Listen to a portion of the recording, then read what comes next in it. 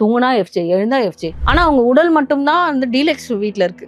உயிர், ஆவி எல்லாம் வந்து இந்த பிக் பாஸ் வீட்ல தான் இருக்கு. சோ எழுந்த உடனே அவங்க முதல்ல வந்து பாக்குறாள் எஃப்ஜே. என்ன பண்றான் எஃப்ஜே? காதல் கண்டென்ட்டுங்க. ஐயோ என்ன கருமாந்திரமோ தெரியல. இதே நிலைமை நீடிச்சுட்டே போச்சுன்னா பார்வதி டைட்டில் வாங்கிட்டு போயிடுவாங்க. கண்டிப்பா நடக்கும். இந்த டீம் இப்படியே பண்ணிட்டே இருந்தாங்கன்னா பார்வதி டைட்டில் வாங்குறதுக்கும் வாய்ப்பு இருக்கு. இப்படிலாம் பேசாதடா, தப்புடா, வேணடா அப்படி சொன்ன சபரி இந்த வீக் வந்து பார்வதி எவிக்ட் ஆகும்போது சூப்பர் செம்ம அப்படி பண்றதா இருக்கட்டும், பார்வதி அப்படிதான் பண்ணுவேன் அவங்களுடைய மாடுலேஷன் அப்படியே பண்ணி காட்டுறதா இருக்கட்டும். இப்ப இது மட்டும் எப்படி வந்தது? அதுல வந்து வெறும் அன்புதான் இருந்தது. ஆனா இதுல பயங்கரமா வந்து அவன் ஜெயிக்கவே கூடாது, அவங்க சாப்பிடவே கூடாது, அவங்க இப்படி பண்ணவே கூடாது அப்படின்னு பண்ற விஷயங்கள்லாம் பார்க்கும்போது வெரி ஒஸ்டா இருக்கு. படா புளிப்பே அப்படின்னு சொல்லிட்டு பயங்கரமா இது பண்ணி இப்படி பட அப்படின்னு சொல்லிட்டு போயிட்டாரு. போயிட்டு திருப்பியும் வந்து எதை இப்படி எல்லாம் பண்ணிட்டு இருந்தாரு. அது வேற மாதிரி இருந்தது. நாங்கெல்லாம் இங்க சோறு இல்லாம சாவுறோம், தவிக்கிறோம், ஆனா உங்களுக்கு என்ன சாக்கோட்டி கேக்குதா அப்படின்னு சொல்லி ஒளிச்சு வைக்கிறாங்க. நீங்க சாப்பிடுறீங்க, தூங்குறீங்க, அதை தவிர்த்து நீங்க என்ன வேலை பாக்குறீங்கன்னு கேக்குறாங்க. அவங்களோட வேலையே அதுதானே. உங்களை வேலை வாங்குறதா அவங்க வேலை. உங்களை வேலை வாங்கலாம்னு வந்து ஒரு வேலையை சொன்னா நீங்க அந்த வேலையை செய்ய மாட்டேன்னு சொல்லுவீங்க. எம்ஜிஆர் டிவி சினிமா நேயர்கள் அனைவருக்கும் வணக்கம். நான் சுகன்யா அவங்களோட இணையிறது. இன்னைக்கு நம்மளோட இணையறாங்க ரிவ்யூவர் பிரியா ரஞ்சித் அவர்களை வெல்கம் பண்ணிடலாம். Welcome to the show. So எல்லாருமே எதிர்பார்த்து கொண்டிருக்கிற எவிக்ஷன் டைம்ல நம்ம இருக்கிறோம். எல்லாருமே நம்ம நேத்து கூட பேசணும், இந்த மாதிரி அப்சரா போறதுக்கு வாய்ப்பு இருக்கு, ஆனா எனக்கு தெரிஞ்சு எஃப்ஜே தான் போவாங்கன்னு நீங்க சொல்லியிருந்தீங்க. ஸோ இந்த வாரம் ஹோல் டாஸ்க் நம்ம எடுக்கும் போது ஃபர்ஸ்ட் ஆஃப் வந்து ஒரு மாதிரி மந்த நிலையா போயிட்டு இருந்தது. செகண்ட் ஆஃப் கொஞ்சம் சூடு பிடிச்சி, அதுவும் நம்ம எதிர்பார்க்கப்பட்ட சூடு கிடையாது, ஓரளவுக்கு பத்திக்குச்சு. நீங்க சொல்லியிருந்தீங்க சபரியோட பிளே பத்தி சொல்லியிருந்தீங்க. சபரி வந்து ஒரு ஃபேஸ் காமிக்கல, இப்ப காமிக்க ஆரம்பிக்கிறாருன்னா அவர் இப்பதான் விளையாட ஆரம்பிக்கிறாருன்னு நினைச்சுக்கலாமா, இல்ல அவரோட ஸ்ட்ராட்டஜியே இதுதான் அப்படின்னு எடுத்துக்கலாமா? மேபி ஸ்ட்ராட்டஜியா கூட இருக்கலாம். பட் அது கேம்ல இப்ப வெளியில வருதுன்னு சொல்றேன். இப்போ லாஸ்ட் வீக் பாத்தீங்கன்னா யாராவது ஒருத்தர் கலாச்சாலே அப்படிலாம் பேசாதடா, தப்புடா, வேணடா அப்படி சொன்ன சபரி இந்த வீக் வந்து பார்வதி எவிக்ட் ஆகும்போது சூப்பர் செம்ம அப்படி பண்றதா இருக்கட்டும், பார்வதி அப்படிதான் பண்ணுவேன் அவங்களுடைய மாடுலேஷன் அப்படியே பண்ணி காட்டுறதா இருக்கட்டும். இப்ப இது மட்டும் எப்படி வந்தது? ஒருத்தவங்களை கலாய்க்கிறது உங்களால ஏத்துக்க முடியாது, மார்க் பண்றது ஏத்துக்க முடியாது. அப்ப நீங்க இப்ப மார்க் பண்றீங்களே. இந்த ஃபேஸ் போன வாரம் வந்து சுத்தமா இல்ல. அதுக்கான ரீசன் ஃபர்ஸ்ட் வீக் நான் தான் சொல்றேன் இல்லையா, ஃபர்ஸ்ட் வீக் ஒருத்தவங்க நல்லவங்களா அவங்களை காமிச்சுக்கிட்டாங்கன்னா நீங்க அவங்கள ஃபினாலே டாப் 5ல பார்க்கலாம். ஸோ அந்த ஒரு ஸ்ட்ராட்டஜியை தான் இவர் எடுத்துட்டு வந்திருக்காரு. நம்மலாம் வந்து நம்பிடுவோம் அப்படின்னு நினைச்சு எடுத்துட்டு வந்திருக்காரு. பட் அது ரொம்ப நாளைக்கு வந்து இருக்காது. இப்ப இந்த வீக் தெரிஞ்சது இல்லையா, இன்னும் போக போக போக எல்லாருக்குமே தெரியும். பிக் பாஸ் டீம்ல இருக்கிறவங்க எல்லாம் இப்ப வந்து எனக்கு பார்க்கும்போது சீசன் 4 தான் ஞாபகம் வருது. அன்பு கேங் அதுதான் ஞாபகம் வருது. ஓகே இவங்க அன்பா இருக்காங்க, அப்ப இன்னும் கனியாக்கா இருக்கிற வரைக்கும் இவங்க அன்பா தான் இருப்பாங்க. ஆமா, அன்புதான் ஜெயிக்கும், அன்புதான். அந்த மாதிரி வந்து இவங்க வந்து அப்படிதான் எடுத்துட்டு போவாங்களோ அப்படிங்கிற மாதிரி எனக்கு தோணுச்சு. கீழே வந்து லைவ்ல கமெண்ட்டுமே அப்படிதான் போச்சு. அர்ச்சனாக்கா தான் ஞாபகம் வராங்க அப்படிங்கிற மாதிரிலாம் கமெண்ட் போச்சு. ஆனா அதுல வந்து வெறும் அன்புதான் இருந்தது. ஆனா இதுல பயங்கரமா வந்து அவன் ஜெயிக்கவே கூடாது, அவங்க சாப்பிடவே கூடாது, அவங்க இப்படி பண்ணவே கூடாது அப்படின்னு பண்ற விஷயங்கள்லாம் பார்க்கும்போது வெரி ஒஸ்டா இருக்கு. பார்வதி உக்காந்ததுக்கு சண்டை போட்டீங்க, அவங்க சாரி கேட்கிற வரைக்கும் நீங்க விடல. நீங்க உப்பு போட்டீங்களா, அதுக்கு ஒரு சாரி கேட்டீங்களா? அவ்வளோ பெரிய டபரா ஃபுல்லா அந்த சாப்பாடு இருக்கு, அந்த சாப்பாடு ஃபுல்லா உப்பு கொட்டி அதுல வந்து அப்படியே வந்து அதை எடுத்து ஃப்ரிட்ஜ்ல வச்சிருக்காங்க. நேத்து பார்வதி மார்னிங் அதை கேட்குறாங்க. அதை கேட்கும்போது கனி சொல்ற ஆன்சர் வந்து நாங்க அதை வந்து இது வத்தல் போடலான்ட்டு இருந்தது, நேத்து வேலை இருந்ததுனால போட முடியல, அதனால நாங்க ஃப்ரிட்ஜில் வச்சிருக்கோம். அப்போ அவங்க சொல்றாங்க உங்களுக்கு கொஞ்சம் கூட சாரி சொல்லணும்னு தோணவே இல்லையான்னு கேட்குறாங்க. நாங்க எங்க டீமா பேசி சாரி சொல்லலாமா வேணாமான்னு சொல்றோம். என்ன இது? இதை விட ஒரு கேவலமா யாரால நடந்துக்க முடியுமா? நான் கேட்கிறேன். நான் நிஜமாவே சொல்றேன், கனி இப்படி இருப்பாங்க நான் நினைச்சு கூட பார்க்கல. அவங்க கிட்ட ஒரு நல்ல கேமை நான் எதிர்பார்த்தேன். அவங்க பாயிண்டா பேசும்போது சூப்பரா பேசுறாங்கன்னு நினைச்சிருக்கேன். ஆனா வந்து மனசுன்னு ஒண்ணு இருக்கணும் இல்லையா? அடுத்தவங்க சாப்பாட்டுல நம்ம உப்பு போட்டிருக்கோமே, அந்த சாப்பாடை சாப்பிட முடியல, இவ்வளோ சாப்பாடு வேஸ்ட் ஆகுது அப்படின்னு சொல்லிட்டு கொஞ்சமாவது நினைப்பு இருக்கணும் இல்லையா? அந்த பொண்ணு வியானா உப்மா ஏதோ சம்திங் யாரோ கொட்டிட்டாங்கன்றதுக்கு அவ்வளோ நேரம் ஆர்கியூ பண்ணி மீட்டிங்ல பேசினாங்க. இப்ப இவ்வளோ சாப்பாடு நீங்க வேஸ்ட் பண்ணிருக்கீங்களா, அது என்ன கணக்குல போகும்? அது எவ்வளவு பெரிய தப்பு? அதுக்கு ஒரு சாரி கேட்க சொன்னா கேட்க முடியல அவங்களால. அவ்வளோ பெரிய இஷ்யூ ஆக்குனாங்க. இல்லைங்க எங்களால முடியாதுங்க, அவங்க வெளில வந்தா வரட்டும், வராட்டி போட்டோம்னாங்க.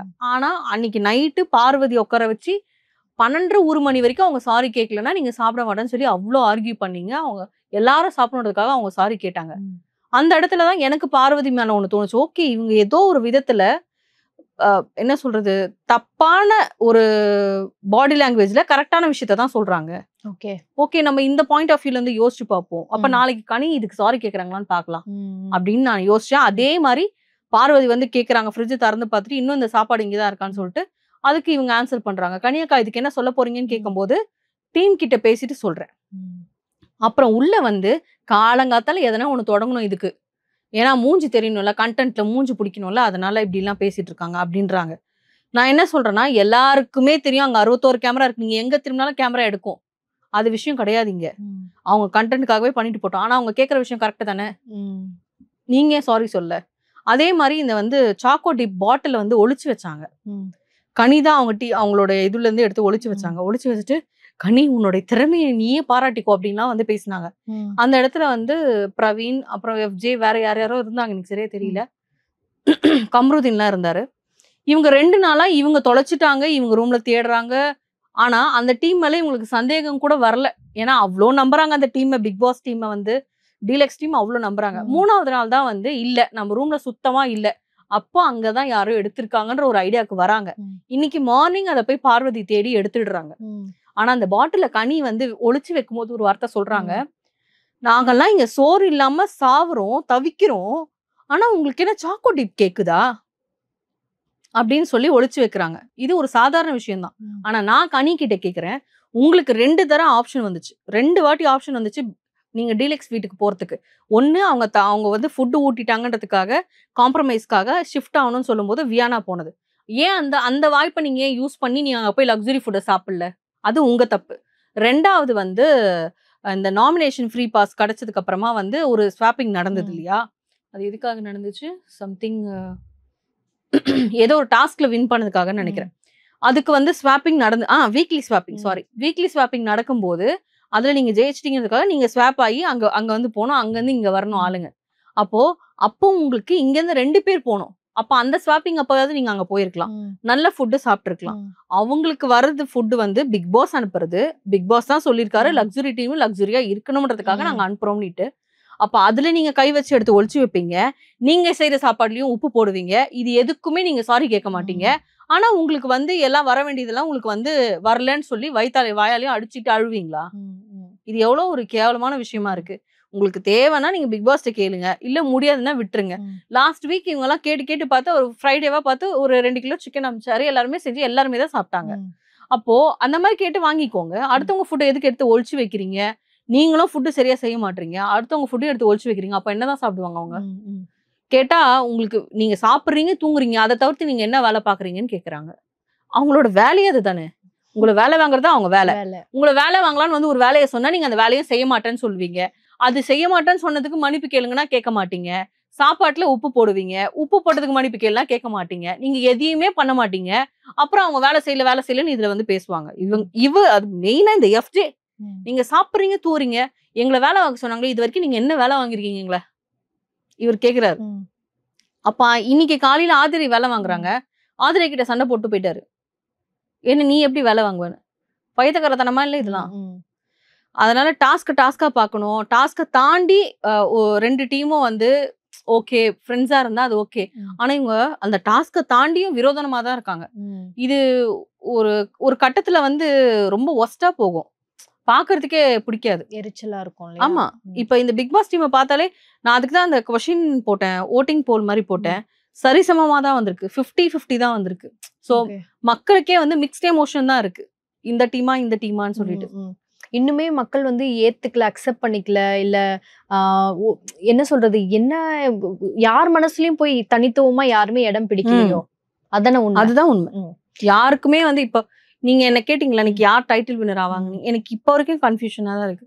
இதே நிலைமை நீடிச்சுட்டே போச்சுன்னா பார்வதி டைட்டில் வாங்கிட்டு போயிடுவாங்க, கண்டிப்பா நடக்கும். இந்த டீம் இப்படியே பண்ணிட்டே இருந்தாங்கன்னா பார்வதி டைட்டில் வாங்குறதுக்கும் வாய்ப்பு இருக்கு. ஓகே, இந்த வாரம் விஜய் சேதுபதி அவர்கள் யார பயங்கரமா ரோஸ் பண்றதுக்கு வாய்ப்பு இருக்கு? ரோஸ் பண்றதுக்கு வாய்ப்பு இருக்கா, இல்ல அவர் பண்ணணும் அப்படின்னா நான் ஸ்ட்ராங்கா சொல்வேன். பண்றதுக்கு வாய்ப்பு இருக்கானா அது எனக்கு சரியா தெரியல, அவர் பண்ணுவாரான்றது. ஆனா பண்ணணும் அப்படின்னு நான் நினைக்கிறது வந்து ஆதிரை, எஃப்ஜே, கனி, சபரி, இவங்க 4 பேருக்கும் ஒரு ஸ்ட்ராங்கான ஒரு ரோஸ்ட் இருக்கணும். இந்த டாஸ்க்ல கூட ஒரு மாதிரி பயங்கரமா பகையாளியை பாக்குற மாதிரி பார்த்து விளையாடுது. இந்த சைட் பார்வதியும் அப்படிதான் பார்ப்பாங்க, பார்வதியும் அப்படிதான் பேசுவாங்க. நான் இல்லைன்னு சொல்லவே மாட்டேன். ஆனா இவங்க அதை தாண்டி இவங்களை பார்க்கும்போது இவங்க செம்ம பாய்சனா இருக்காங்களே அப்படின்ற மாதிரி சொல்ல தோணுது. கனி அது ஒண்ணு. ரெண்டாவது வந்து ஆதிரை வந்தது கேம் விளையாடுறதுக்கு. ஆனா கேமை தாண்டி அவங்க நிறைய விஷயங்கள் உள்ள பண்ணிட்டு இருக்காங்க. அது ரொம்ப தப்பா பண்ணிட்டு இருக்காங்க. அட்டென்ஷன் சீக்கிங்க்கு பண்றாங்களோ? அட்டென்ஷன் சீக்கிங்கை தாண்டி வந்து அது லவ் சீக்கிங் ரொம்ப நிறைய இருக்கு அவங்களுக்கு. எங்க திரும்பினாலும் எஃப்ஜே மூஞ்சி தான் தெரியுது போல. FJ FJ FJ FJ FJ தூங்குனா எஃப்ஜே, எழுந்தா எஃப்ஜே. ஆனா அவங்க உடல் மட்டும்தான் வந்து டீலக்ஸ் வீட்ல இருக்கு. உயிர் ஆவி எல்லாம் வந்து இந்த பிக் பாஸ் வீட்ல தான் இருக்கு. சோ எழுந்த உடனே அவங்க முதல்ல வந்து பாக்குறாள் எஃப்ஜே. என்ன பண்றான் எஃப்ஜே? காதல் கண்டென்ட்டுங்க. ஐயோ என்ன கருமாந்திரமோ தெரியல. இதுதான் இப்படி போகுதுன்னு பார்த்தா இந்த பையன் தலை, அந்த பையன் ஒரு பக்கம் அந்த பொண்ணு கூட சுத்திட்டு இருக்கான், அந்த அரோரான்ற பொண்ணு கூட. அந்த பொண்ணு என்ன பண்ணுதுன்னா, நீ ஏன் டைப் ஆள் இல்ல அப்படின்னுச்சு இன்னைக்கு. ஓ அப்படியா? நீ ஏன் டைப் ஆள் இல்ல அப்படின்னுச்சு. கமருதீன் என்ன பண்ணாருன்னா, இந்த அம்மாவை பயங்கரமா ட்ரை பண்ணாரு அரோராவை. அதாவது இது முக்கோண காதல் மாதிரி. அரோரா வந்து ஆமா, அரோரா வந்து துஷார் வந்து எதுவுமே சொல்லல. ஆனா கமருதீன் வந்து அரோராவை இப்படிதான் போயிட்டு இருக்கு. அதாவது அரோரா துஷாரு லவ் பண்றாங்க. ஆனா கமருதீன் வந்து அரோரா லவ் பண்றாரு. இந்த மாதிரி விவேக் சார் ஒரு காமெடி இருக்கும், உங்களுக்கு தெரியுமா? ஞாபகம் வருது. ஆமா, அது பேர் எனக்கு சரியா தெரியல. இவ கூட இருக்காளா, என்னடா சொல்றீங்க, யார் கூடடா இருக்கீங்க அப்படின்னு. அந்த மாதிரிதான் இருக்கு.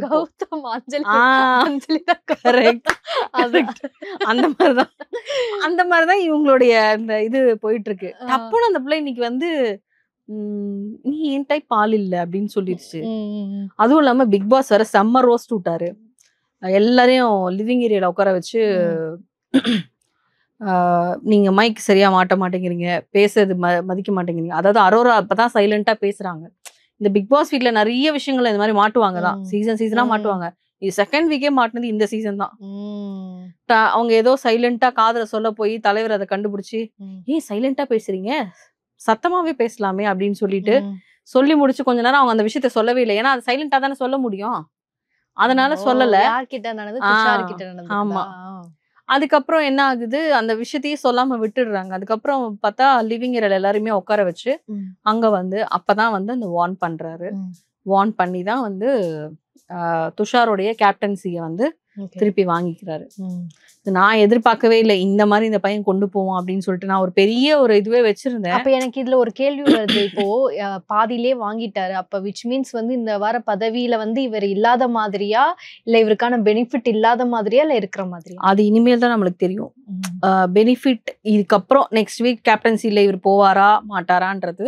ஏன்னா எவிக்ஷன் இருக்குல்ல, அது ஒண்ணுதான் எனக்குமே அது ஒரு டவுட்டா தான் இருந்தது. ஏன்னா ஒரு கேப்டன்சி பறிக்கப்படுது அப்படின்னு சொல்லும் போது நான் அதை தான் யோசிச்சேன்.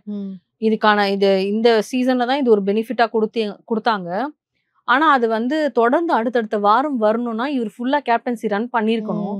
ஆனா கேப்டன் ஆயிட்டாலே அந்த மாதிரியா, இல்ல கேப்டன்சி ஃபுல்லா ரன் பண்ணணுமா, அது என்ன ஏதுங்கிறது நம்ம அதை வெயிட் பண்ணி தான் பார்க்கணும். எனிவேஸ் அந்த பொண்ணால அந்த கேப்டன்சி போயிடுச்சு. ஓகே, வேற என்ன சொல்ல முடியும் நம்ம. அது கொஞ்சம் வருத்தமா தான். இல்ல அது பொண்ணாலன்னு சொன்னா பொண்ணு என்னதான் பண்ணியிருந்தாலும் இவர் கரெக்டா இருந்திருக்கணுங்க. இவர் கரெக்டா இல்லாம அந்த பொண்ணை சொல்லி என்னங்க பயன்? அதுவும் கரெக்ட் தான், நீங்க சொல்ற மாதிரி யோசிக்கலாம். ஆமா, அரோராவால மட்டும் கிடையாது, ஆனா அந்த பிக் பாஸ் டீமால தான் அவருக்கு அந்த பதவி போயிருக்குன்னு நான் சொல்லுவேன். ஏன்னா ஒன் சைடா இருக்காரு, அது நல்லாவே தெரியுது நம்மளுக்கு. ஓகே, இப்போ என்னதான் எஃப்ஜே வந்து எவிக்ஷன்ல இருந்தாலும் கூட ஒருவேளை வந்து இந்த தீபாவளிக்கு எவிக்ஷன் இருக்குமா, இல்ல தீபாவளி கொண்டாட்டங்களை மறந்துருவாங்களா, இல்ல இது எப்படி ஆக போக போகுது? எனக்கே கன்ஃபியூஸா தான் இருக்கு. எவிக்ஷன் வச்சாரு. இப்ப சாண்டியனா சீசன்லாம் வந்து சாண்டியனா சீசன்ல அதுக்கு அடுத்து இந்த 5th சீசன் நினைக்கிறேன், ஐ திங்க். அப்ப வந்து ஓட்லாம் பண்ணி முடிச்சுட்டாங்க. தீபாவளி டைம்ன்றதுனால வந்து அந்த பட்டாசுலாம் வெடிச்சு அதுலதான் வந்து ஒருத்தவங்களோட இது இருக்கும், அந்த மாதிரி பண்ணாங்க. எல்லாரும் நாமினேட் பண்ணி முடிச்சதுக்கு அப்புறம் எப்படி இருந்தது பட்டாசு அப்படின்னு கேட்டாரு. நல்லா இருந்ததுனாங்க. இந்த வீக் எவிக்ஷனே இல்ல அப்படின்ற மாதிரி அனௌன்ஸ் பண்ணாரு. எல்லாரும் ஜாலியா இருந்தாங்க. அப்போ அந்த மாதிரி அனௌன்ஸ் பண்ணி நான் பாத்திருக்கேன். பட் இங்க நாமினேஷனும் நடந்துருச்சு. இன்னைக்கு வந்து இந்த கிட்டத்தட்ட நம்ம எண்டுக்கு வந்துட்டோம், வீக் எண்டுக்கு வந்துட்டோம். அப்படி இருக்கும்போது இது வரைக்கும் வந்து அனௌன்ஸ் பண்ணல, மக்களுக்கும் தெரியப்படுத்தல அப்படின்னும் போது, ஏன்னா சைலண்டா மக்களுக்கு சொல்லிடுவாங்க ஓட் போடும்போது, அந்த ஓட்டிங் ப்ராசஸ்லயே சொல்லிடுவாங்க இந்த மாதிரி நடத்தல அப்படின்றது, ரீசனும் அதுல போட்டுருவாங்க. அப்ப அந்த மாதிரியும் இல்லைன்னும் போது அப்ப இருக்கும் அப்படின்னு தான் எனக்கும் தோணுது. ஓகே. ஒருவேளை சேதுபதி அண்ணா வந்து சொன்னாருன்னா வாய்ப்பு இருக்கு. வெளியே அனுப்பிச்சதுக்கு அப்புறம் தீபாவளி கொண்டாடுவாங்களோ? அப்படி ஆமாமா அப்படித்தான் நடக்கும். ஆக்சுவலி உங்களுக்கு ஷூட் பாத்தீங்கன்னா சாட்டர்டே மார்னிங் ஒரு செஷனும் சாட்டர்டே ஈவினிங் ஒரு செஷனும் முடிஞ்சிடும். அப்படி சாட்டர்டே ஈவினிங் நடக்கிறதா சண்டே எபிசோட். நம்மளுக்கு மண்டே தான் தீபாவளி. ஸோ மேக்ஸிமம் அவங்களுக்கு வந்து சாட்டர்டேவே வந்து எவிக்ட் ஆயிடுவாங்க ஆகிறதா இருந்தா. அப்போ நமக்கு ஆல்மோஸ்ட் சாட்டர்டேவே தெரிஞ்சிடும் யாரு எவிக்ட் ஆகுறாங்க. அப்படி எவிக்ட் ஆகல அப்படின்னா எவிக்ட் ஆகலன்றதும் பசங்க தான் இருக்காங்களே மீம்ஸ்ல போடுறதுக்கு நிறைய பேர், அதுலயே நம்மளுக்கு வந்து தெரிஞ்சிடும். ஓகே. ஸோ என்ன நடக்க போகுது பிக் பாஸ்ல அப்படிங்கிறது இந்த கதைகள்லாம் வந்துட்டு பொறுத்திருந்து பார்ப்போம். ஸோ யார் எலிமினேட் ஆக போறாங்க, தீபாவளிக்கு எவிக்ஷன் இருக்கா இல்லையா, இல்லை என்னென்ன கூத்து நடக்க போகுது அப்படிங்கிறதுலாம் பொறுத்திருந்து பார்ப்போம். கடைசி ஒரு கேள்வி, அடுத்த வாரம் டாஸ்க்குகள்லாம் எப்படி இருக்க போகுது, யார் வந்து வெறித்தனமா என்ன ஆட தயாரா இருக்கிறாங்க உள்ள? வெறித்தனமா ஆட தயாரா இருக்காங்கன்றத ஆட விட மாட்டாங்க, அதுதான் விஷயம். எனக்கு தெரிஞ்சு ஃபர்ஸ்ட் இது வந்து சரிசமமா பிரிக்கணும். இப்ப இந்த டீம்ல வந்து இந்த டீம்ல 7 பேர்னா இந்த டீம்ல 11 பேர் இருக்காங்க. ஒண்ணு அந்த 4-5 பேர் வந்து விட்டு கொடுத்துடணும். இல்ல அப்படின்னா வந்து பிக் பாஸே ஆட்களை வந்து செலக்ட் பண்ணி இந்தந்த நபர்களுக்கு தான் நடத்தணும் அப்படின்னு சொல்லணும். இல்லைன்னா டாஸ்க் நடக்கிற வரைக்கும் 2 டீமா நீங்க பிரிஞ்சுக்கோங்க உங்களுக்குள்ளேயே பேசி, அப்படி வேணா சொல்லலாம். ஏன்னா வீட்டுக்குன்னு வைக்காம டீலக்ஸ்க்கு பிக் பாஸ்க்குன்னு வைக்காம டோட்டல் பிக் பாஸ் வீட்டுக்குன்னு வச்சா அப்ப வந்து சரிசமமா ஆட்களை பிரிக்க முடியும்.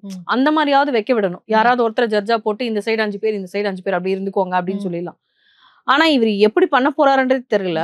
எனக்கு தெரிஞ்சு நெக்ஸ்ட் வீக் டாஸ்க் எல்லாம் வந்து கொஞ்சம் சிவியரா தான் இதுக்கப்புறம் ஸ்டார்ட் பண்ணுவாங்க. ஏன்னா இவங்களுக்கு இதுலதான் லக்ஸுரின்னு தெரிஞ்சு போச்சு இப்போ பிக் பாஸ் டீமுக்கு. அப்போ வந்து கொஞ்சம் டாஸ்க் எல்லாம் கொஞ்சம் டஃபா கொடுக்கறதுக்கு வாய்ப்பு இருக்கு. ஆக்சுவலி இந்த டாஸ்கே வந்து இந்த மாஸ்க் டாஸ்க் வந்து பொம்மை டாஸ்க் தான், அதை தான் மாத்தி மாஸ்கா வச்சிருக்காங்க இந்த டைம். ஆனா இதுவே வந்து 5th வீக் தான் லாஸ்ட் சீசன்ல நடந்தது. கிட்டத்தட்ட ஒரு 1 மந்த்க்கு அப்புறம் தான் நடந்தது. வைல்ட் கார்டு என்ட்ரி எல்லாம் வந்ததுக்கு அப்புறம் தான் நடந்தது. ரயான்னா பயங்கரமா விளையாடுனாரு இதுல. ரயான் தான் இந்த கேம்ல வின்னும் பண்ணாருன்னு நினைக்கிறேன். சோ அந்த மாதிரி டஃபா போச்சு 5th வீக். பட் இது ஃபர்ஸ்ட் வீக்கே கொண்டு வந்ததுக்கான காரணம் வந்து ஏதோ ஒரு விஷயம் உள்ள வந்து இன்னும் போட்டியை தொடங்கலையோ அப்படிங்கிற மாதிரி ஒரு விஷயம் இருக்கு. சோ அதனால வந்து இதை ஸ்டார்ட் பண்ணி விட்டா இவங்களுக்குள்ள இன்னும் நல்லா முட்டிப்பாங்க, அப்ப இன்னும் ஃபயர் வரும், அதை வச்சு நம்ம ப்ளே பண்ணலாம். அப்படி பார்க்கும்போது டாஸ்க் பயங்கர ஃபயரா விளையாட வெயிட் பண்ற ஆள் வந்து எனக்கு தெரிஞ்சு பார்வதி, வினோத், அப்புறம் இந்த சைட்ல பாத்தீங்கன்னா வந்து சபரி, பிரவீன், எஃப்ஜே, கனி, கெமி, நான் இப்ப சொல்றேன் பாத்தீங்களா இந்த சைட்ல இத்தனை பேர். ஏன்னா இந்த சைட்ல வந்து அவங்க அந்த 2 பேர் தான் அவ்வளவு ப்ரெஷரா இருக்காங்க. சுபிக்ஷா கூட நல்லா விளையாடுறாங்க, ரம்யாவும் நல்லா விளையாடுறாங்க. ஆனா ஆட்கள் இங்க கம்மி, இங்க ஜாஸ்தி. சோ இங்க சொல்றதுக்கு வரிசையா லைனா இருக்காங்க. இந்த சைட்ல சொல்றதுக்கு அத்தனை பேர் இல்ல. அதனால வந்து போட்டி சரிசமமா இல்ல, சரிசமமா இல்லையோன்னு நான் ஃபீல் பண்றேன். அண்ட் அதே மாதிரி ஒன் மோர் இன்னொன்னு சொல்லணும்னு நினைச்சேன். இந்த எஃப்ஜே வந்து சண்டையில நிறைய விஷயங்கள் பண்ணும்போது நேத்து வினோத் வந்து பயங்கர பிளாஸ்ட் ஆயிட்டாரு. பயங்கரமான ஒரு வினோத்தை நான் நேத்து பார்த்தேன். அவர் வந்து எப்படின்னா அவரு தொடர்ந்து அவரை வந்து டாமினேட் பண்ற மாதிரியே அவர் ஃபீல் பண்ணதுனால அப்படி பண்ணாரான்னு தெரியல. ஆனா அந்த மாதிரி சண்டை நடக்கும் போது இப்படி பண்ண ஆக்ஷன்லாம் வந்து வெரி ஒஸ்ட் எஃப்ஜே கிட்ட. அந்த எஃப்ஜேக்கு அவர் கொடுத்தாரு பாருங்க, ஏய் இப்படா புள்ளிப்பே அப்படின்னாரு. அது எனக்கு வந்து பயங்கர கிளாப்ஸ் பண்ண நான் வீட்டுல. ஏன்னா அந்த பையன் ஒருத்தர்கிட்டயும் இந்த மாதிரி பண்ணிட்டு இருக்கான். இது வந்து திவாகர்ல இருந்து பார்வதியில இருந்து நிறைய பேருக்கு இது நடக்குது வீட்டுல. அவங்க அதுக்கேற்ற ஆட்டிடியூடான ஆள் தான். அவங்க எப்படியோ அவனை சமாளிச்சுட்டு அப்படி போயிடுறாங்க. இவரோட பாடி லாங்குவேஜ் எனக்கு அவ்வளவு பிடிச்சிருந்தது. படா புளிப்பே அப்படின்னு சொல்லிட்டு பயங்கரமா இது பண்ணி இப்படி பட அப்படின்னு சொல்லிட்டு போயிட்டாரு. போயிட்டு திருப்பியும் வந்து ஏதோ இப்படி எல்லாம் பண்ணிட்டு இருந்தாரு. அது வேற மாதிரி இருந்தது பாக்கிறதுக்கே. செம்மப்பா இவரு திருப்பி அடிச்சா இருப்பாரு, செருப்பல் அடிச்ச மாதிரி இருந்தது அந்த பையனுக்கு அப்படின்ற மாதிரி இருந்தது. அதுக்கப்புறம் அந்த பையன் ஆஃப் ஆயிட்டான். சோ உங்களை ஆஃப் பண்ண ஒருத்தர் வந்தாதான், அவருடைய ஒரிஜினல் ஃபேஸ காட்டினாதான் நீங்க வந்து மட்டம் தட்டாம எதுவுமே பண்ணாம ஆஃப் ஆயிட்டு போவீங்க. சோ அந்த இடத்துல அவர் அப்படி பண்ணும்போது அவன் அப்படியே அமைதியா கொஞ்சம் அமைதியாயிட்டு அப்படியே சிரிச்சுட்டு அப்படியே போயிட்டான். சோ எனக்கு தெரிஞ்சு இது தப்பான ஆட்டிடியூடா இருந்துச்சுன்னா அது வந்து இவரு கேட்பாரு, நம்ம விஜய் சானா வந்து கேட்பாரு. ஆனா இங்க கேக்குற மாதிரி இங்கேயும் கேட்கணும். இன்னொன்னு கனிக்கு வந்து ஒரு நிஜமாவே ஒரு ரோஸ்ட் கொடுத்தே ஆகணும்ன்ற மாதிரி என் மனசுல தோணிட்டே இருக்கு. இல்லனா இதை தொடர்ந்து தப்பு பண்ணிக்கிட்டே போவாங்க அந்த டீம் கூட இருக்கிறதுனால. ஒருத்தர் சொல்லும் போது ஏய் கரெக்டுடா நான் இது நினைச்சேன், ஏய் கரெக்டுடா நான் இது நினைச்சேன். அந்த பையன் சொல்றான், இந்த இது வந்து வின் பண்ணிட்டோம்னா, இந்த பிக் பாஸ் டீம் வின் பண்ணிட்டாங்க இந்த டாஸ்க் அப்படின்னா நாங்க எங்களுக்கு வந்து விருந்து வரும். ஆனா நாங்க என்ன தெரியுமா பண்ண போறோம், அவங்கள சரிசமமா உட்கார வச்சு சாப்பிட போறோம். அப்பதான் அதுதான் அவங்களுக்கு நம்ம கொடுக்குற தண்டனை. ரொம்ப சீப் ஆட்டிடியூட். நான் என்ன கேக்குறேன், தம்பி உனக்கு மூளை இருக்கா? அவங்க லக்ஸுரி டீம், அவங்க சாப்பிட்ற ஃபுட்டை உங்களுக்கு ஊட்டக்கூடாதுன்னு சொல்லிட்டாங்க, அதனால தான் அவங்க கொடுக்கல. பேசிக் அது கூட உனக்கு தெரியலையான்னு நான் கேட்கிறேன். அவங்களுக்கு வர்ற ஃபுட்டு நீங்க டேஸ்ட் பண்ணாம தான் சமைக்கணும், கொடுக்கணும். ஆனா நீங்க சாப்பிடக்கூடாதுன்றதும் ஒரு ரூல்ஸ்ல இருக்கு. அதனால தானே அவங்க அதை பண்றாங்க. அதுக்கு கனி சொல்றாங்க, அவங்க மனசாட்சியே இல்லாதவங்க கிட்ட எல்லாம் நம்ம இப்படிதான் நடந்துக்கணும். அதாவது அவங்களுக்கு மனசாட்சி இல்லையா, அவங்க சாப்பிடும் போதும் சொல்லுவாங்க, அவங்கள பார்க்க வச்சு நம்ம சாப்பிடுறோமே கஷ்டமா இருக்குன்னு சுபிக்ஷா ரம்யாலாம் நிறைய வாட்டி சொல்லியிருக்காங்க. ஆனா இவங்க எப்படி யோசிக்கிறாங்கன்னு பாருங்க. அவங்க வந்து அவங்கள உட்கார வச்சு சரிசமமா உட்கார வச்சு அவங்க கூட நம்ம சாப்பிட்டு நம்ம என்ஜாய் பண்ணணும். அதுதான் அவங்களுக்கு கொடுக்குற நம்ம கொடுக்குற ஒரு தண்டனை பதிலடியா இருக்கணும் அப்படின்ற மாதிரி எஃப்ஜே சொல்லும் போது, அதை கனியும் சொல்லும் போது, நான் இதையே நினைச்சேன்டா. இது எப்படின்னா எல்லா டீமா கும்பலா இருக்கும் போது அந்த மூளை எப்படி யோசிக்குது பாருங்களேன் அப்படின்ற நானு. அந்த மாதிரி நீங்க டீமா இருங்க, யோசிங்க, எல்லாமே ஓகே தான். நீங்க கொஞ்சமாவது அந்த ரூல்ஸ் எல்லாம் யோசிச்சு பாத்தீங்களா? அப்படி யோசிச்சு பார்த்துருந்தா அவங்களெல்லாம் மனசாட்சியே இல்லாதவங்க நீங்க சொல்லிருப்பீங்களா? அப்படின்னா நீங்களும் மனசாட்சி இல்லாதவங்க தானே கனி. இன்னைக்கு விருந்து கொடுக்குறேன்னு சொல்ற நீங்க சாப்பாட்டுல இவ்வளவு உப்பு போடும்போது தெரியலையா அவங்களுக்கு? அவங்க சாப்பாட்டை வேஸ்ட் பண்றோம், நம்மளும் அந்த தானே சாப்பிட போறோம், நம்ம கூட சுத்தி இருக்க 11 பேரும் அதை தானே சாப்பிட போறாங்க, கஷ்டப்பட போறாங்கன்னு அப்ப தெரியலையா அவங்களுக்குன்னு கேக்குறேன். சோ எனக்கு தெரிஞ்சு இந்த சின்ன உப்பு விஷயம் தான். ஆனா இதை வந்து கேட்கலன்னு வச்சுக்கோங்களேன், இது தப்பாயிட்டு போயிட்டே இருக்கும். இப்ப அடுத்த லெவல் என்ன பண்ணிட்டாங்க தெரியுமா? அவங்க அடிக்கடி வந்து வெங்காயம் கேட்டு எனக்கு இதை செஞ்சு கொடு, அதை செஞ்சு கொடுன்னு சொல்றாங்க, அவங்களோட லக்ஸுரி ஐட்டம்ஸை வச்சு. ஏன்னா அது பிக் பாஸ் செய்ய சொல்லியிருக்காரு. பன்னீர் மட்டும் கொடுக்குறாரு, கிரேவி பண்ணிக்கோங்கன்னு சொல்லி கொடுக்குறாரு. அவங்க கிரேவி கேட்கறாங்க, வெங்காயம் தக்காளிக்கு எங்க போவாங்க? பிக் பாஸ் கொடுக்கலாம், இவங்ககிட்ட தான் கேட்டாகணும். சோ அதை தான் அவங்க கேட்கறாங்க. ஆனா அதை அவங்க ஏத்துக்க மாட்டாங்க. அப்படிதான் வந்து கேட்டுட்டாங்கன்னு சொல்லிட்டு ஒண்ணு குரூப்பா உட்கார வச்சு நீங்க முன்னாடியே சொல்லிடணும், எங்க கிட்ட தனியா வெங்காய தக்காளி கேட்காதீங்க, உங்களுக்குன்னு இவ்வளவுதான் செய்ய முடியும், இதுக்கு மேல எங்களால ரேஷன்ல இருந்து எடுத்தா யாருக்குமே பத்தாம போகும்ன்றத ஸ்ட்ராங்கா சொல்லணும். இன்னைக்கு நீங்க மனசாட்சியே இல்லைன்னு சொல்ற கனி ஏன் அதை சொல்லலன்றது எனக்கு ஒரு கேள்வி. ரெண்டாவது கேள்வி வந்து செஞ்சு கொடுத்ததுக்கு அப்புறமா எஃப்ஜே சொல்றாப்ல, வினோத் நான் வந்து கேட்டாரு செஞ்சு கொடுத்தேன், அதை பார்த்துட்டு திவாகர் வந்து கேட்டாரு செஞ்சு கொடுத்தேன், பார்வதி வந்து பொட்டேட்டோ கொட்டாங்க செஞ்சு கொடுத்தேன். இதெல்லாம் நீங்க சொல்றீங்கல்ல, செஞ்சு கொடுத்துட்டு ஏன் அதை சொல்றீங்க? செய்யறதுக்கு முன்னாலே உங்க டீமா உட்காருங்க, ஒரு 5 நிமிஷம் இந்த ரேஷனை பத்தி பேசணும், பேசி முடிச்சுட்டு அதுக்கப்புறமா நான் உங்களுக்கு செஞ்சு கொடுக்குறேன், தப்பா நினைச்சுக்காதீங்க. இப்படி சொல்றது எப்படி இருக்கு? செஞ்சு கொடுத்ததுக்கு அப்புறம் நீ சொல்றது எப்படி இருக்கு? நான் அவங்க தப்பு பண்ணிட்டாங்கன்னு சொல்றது ஒண்ணு, தப்பு பண்ணும்போதே தடுக்கிறது ஒண்ணு. சோ அதுக்கு டிஃபரன்ஸ் இருக்கு. இவங்க எல்லாம் கேக்குறாங்கன்றதுனால இவங்க என்ன பண்ணிட்டாங்கன்னா, மொத்தமா எல்லா வெங்காயத்தையும் கட் பண்ணி தக்காளியை கட் பண்ணி அதை பேஸ்ட் மாதிரி இது பண்ணி வச்சுக்கிட்டாங்க. அப்ப இவங்க என்ன கேக்குறாங்க, அதுல ஏன்னா வந்து இப்ப சில பொருள் தான் அதுல ஓகேவா இருக்கும், சில பொருள்லாம் ஸ்மெல் வந்துடும். நீங்க என்னதான் செஞ்சு ஆற வச்சு ஃப்ரிட்ஜ்ல வச்சாலும் கண்டிப்பா ஒரு சில குழம்புக்கு அதை யூஸ் பண்ணவே முடியாது. இப்ப அதை கேட்கும் போது எஃப்ஜே மொட்டையா சொல்லிட்டாரு. என்ன சொல்லிட்டாருன்னா, நீங்க சும்மா வெங்காய தக்காளி போட்டு செஞ்சு கொடுன்னு சொல்றீங்க, நாங்க எல்லா வெங்காயம் தக்காளியும் போட்டு நாங்க பேஸ்ட் மாதிரி பண்ணி நாங்க வைக்க போறோம். அப்ப சுபிக்ஷா என்ன யோசிச்சாங்கன்னா, அப்ப பன்னீர் ஃப்ரைக்கெல்லாம் இது போட முடியாது. அப்ப அவங்க என்ன பண்றாங்க, பூண்டு வெங்காயம் ஒரு கூடையில வச்சிருக்கதை எடுத்துட்டு வந்துடுறாங்க. அது பெரிய பிளாஸ்ட் ஆச்சு. வினோத் நான் வேற மாதிரி வந்து வெளியில சொல்லி எங்களை கேட்டு எடுத்து செய்யுங்க, அதாவது அவருக்கு சொல்றாரு, அவங்க டீமுக்கு நாங்க எங்க டீமுக்காக ஒரு வெங்காயம் ஒரு தக்காளி கொடுக்குறோம், அதுல செய்யுங்கன்னு சொல்லாம எங்களை கேட்டு எடுத்து செய்யுங்கன்னதும் அது இன்னும் பெரிய பிளாஸ்ட் ஆகி விக்ரம் வந்து நான் பிச்சை எடுக்க வந்திருக்கேன் இங்க. விக்ரம்க்கு புரியல என்ன அங்க பேசுறாங்கன்ட்டு. ஆனா என்னது உங்களை கேட்டு செய்யணுமா, இந்த வெங்காயம் தக்காளி உங்ககிட்ட இருந்து எடுத்து செய்யணுமா, எனக்கு ரொம்ப அசிங்கமா இருக்கு இந்த ஷோக்கு நான் இதுக்கா வந்தேன் அப்படின்ற மாதிரி அவர் தப்பா புரிஞ்சுட்டு அவர் வேற மாதிரி பேசினா. நான் விக்ரம தப்பு சொல்லல, அவர் இடத்துல யார் இருந்தாலும் அப்படிதான் பண்ணுவாங்க. இந்த இடத்துல மிஸ் அண்டர்ஸ்டாண்ட் பண்ணி வெளியில சொன்னது வினோத் அண்ணா. உள்ள வியானா வந்து எதுவுமே பேசல, இந்த மாதிரி இதுக்காக எடுத்துட்டு வந்து வச்சிருக்கோம், ஏன்னா அதுல செய்யற பேஸ்ட்ல வந்து நம்ம கேக்குற ரெசிபி செய்ய முடியல என்ன பண்றதுக்காக நாங்க எடுத்துட்டு வந்து வச்சிருக்கோம்னு சொன்னதை வினோத் அண்ணா வந்து அப்படி கன்வே பண்ணிட்டாரு. அதனால இங்க ஒரு பெரிய அதுக்குள்ள எஃப்ஜே அதுக்கு எவ்வளவு இது இருக்கும் பாருங்களேன், திம்புரா கால் மேல கால் போட்டுன்னு இவர்கிட்ட சொல்லி அனுப்புது வெளியில. உள்ள அந்த பொண்ணு என்ன பேசுது, நீ என்ன பேசுற, இது எவ்வளவு பெரிய தப்பான ஆட்டிடியூட். எப்படி நீ கன்வே பண்ற? எபிசோட் பார்க்கும்போது அந்த பொண்ணை தப்பா காட்டணும்னு நினைச்சா அதை எடிட் பண்ணி காமிச்சிருவாங்க. எஃப்ஜே பேசினது மட்டும்தான் வெளியில வரும்.